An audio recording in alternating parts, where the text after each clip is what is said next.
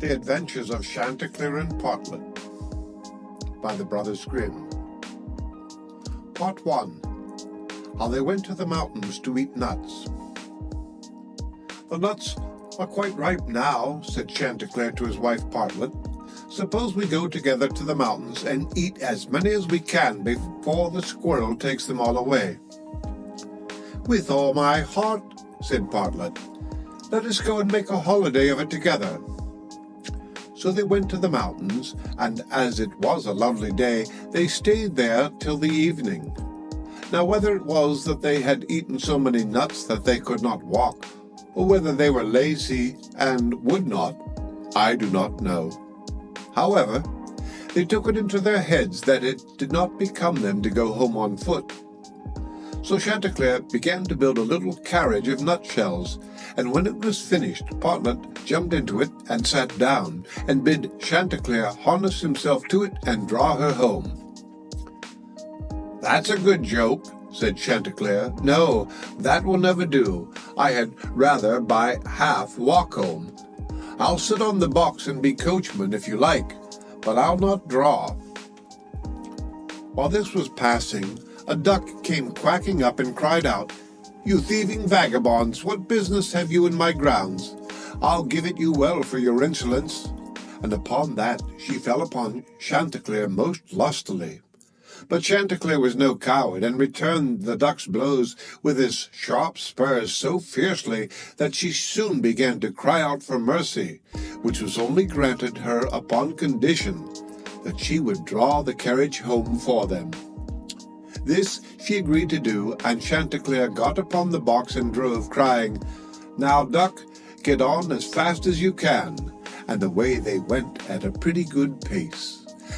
After they had travelled along a little way, they met a needle and a pin walking together along the road, and the needle cried out, "Stop, stop," and said it was so dark that they could hardly find their way, and such dirty walking they could not get on at all.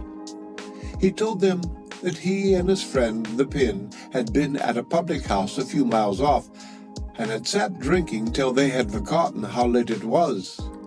He begged, therefore, that the travellers would be so kind as to give them a lift in their carriage. Chanticleer, observing that they were but thin fellows, and not likely to take up much room, told them they might ride, but made them promise not to dirty the wheels of the carriage in getting in, nor to tread on Partlet's toes. Late at night they arrived at the inn, and as it was bad travelling in the dark, and the duck seemed very much tired and waddled about a good deal from one side to the other, they made up their minds to fix their quarters there. But the landlord at first was unwilling, and said his house was full, thinking they might not be very respectable company. However, they spoke civilly to him, and gave him the egg which Partlet had laid by the way, and said they would give him the duck, who was in the habit of laying one every day. So at last he let them come in, and they bespoke a handsome supper, and spent the evening very jollily.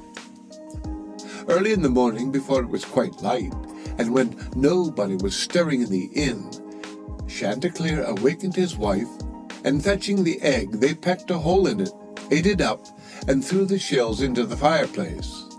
Then they went to the pin and needle, who were fast asleep, and seizing them by the heads, stuck one into the landlord's easy chair and the other into his handkerchief.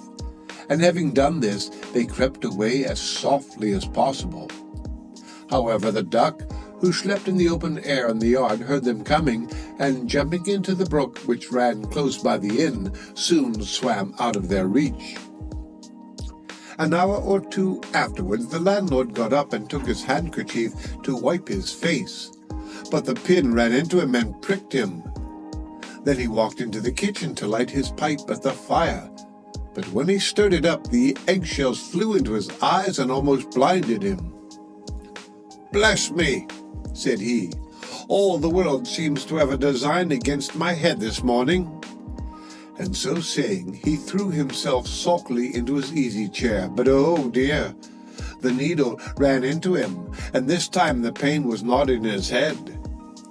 He now flew into a very great passion, and suspecting the company who had come in the night before, he went to look after them. But they were all off, so he swore that he never again would take in such a troop of vagabonds who ate a great deal, paid no reckoning, and gave him nothing for his trouble but their apish tricks. Part 2.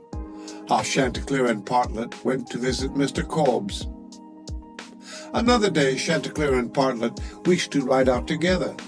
So Chanticleer built a handsome carriage with 4 red wheels and harnessed 6 mice to it.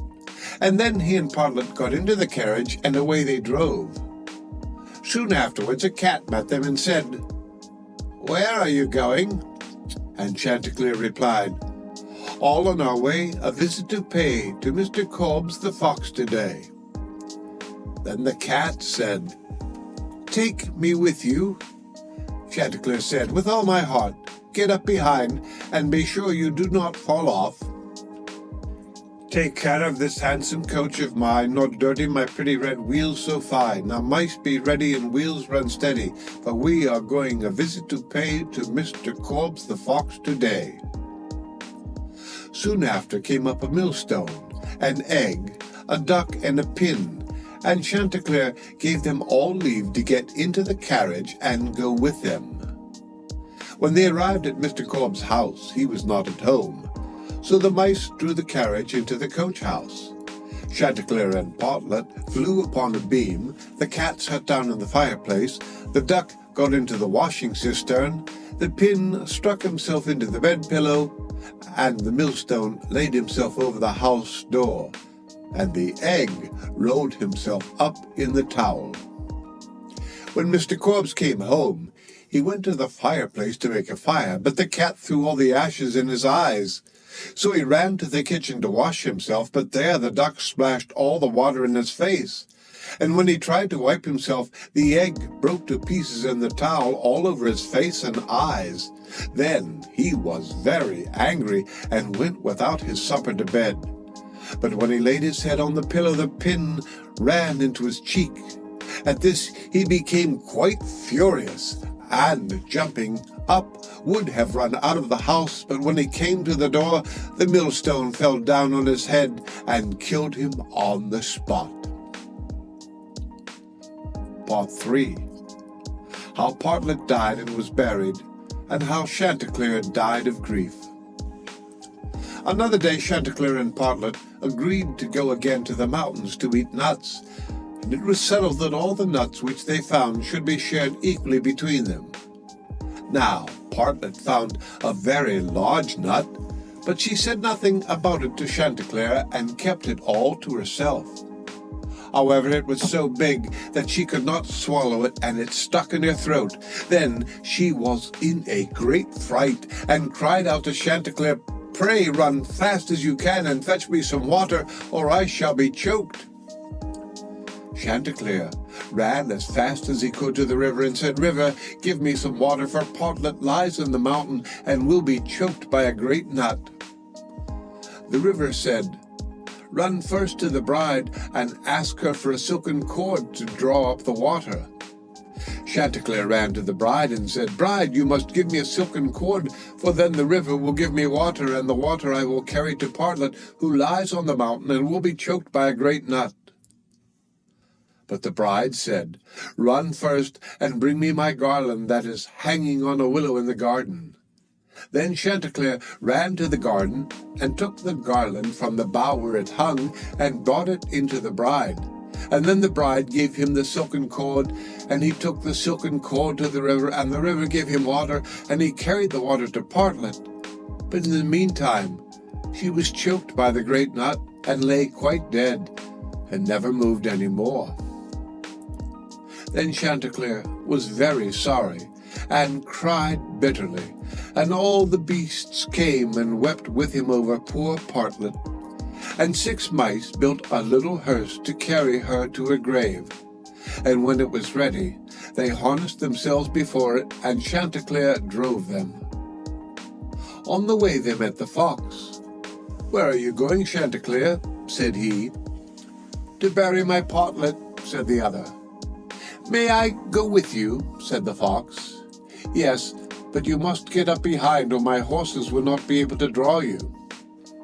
Then the fox got up behind, and presently the wolf, the bear, the goat, and all the beasts of the wood came and climbed upon the hearse. So on they went till they came to a rapid stream. "How shall we get over?" said Chanticleer. Then said a straw, "I will lay myself across, and you may pass over upon me." But as the mice were going over, the straw slipped away and fell into the water, and the 6 mice all fell in and were drowned. What was to be done? Then a large log of wood came and said, "I am big enough. I will lay myself across the stream, and you shall pass over upon me." So he laid himself down, but they managed so clumsily that the log of wood fell in and was carried away by the stream. Then a stone, who saw what had happened, came up and kindly offered to help poor Chanticleer by laying himself across the stream, and this time he got safely to the other side with the hearse and managed to get Partlet out of it. But the fox and the other mourners who were sitting behind were too heavy and fell back into the water and were all carried away by the stream and drowned. Thus Chanticleer was left alone with his dead Partlet, and having dug a grave for her, he laid her in it and made a little hillock over her. Then he sat down by the grave and wept and mourned till at last he died too. And so all were dead.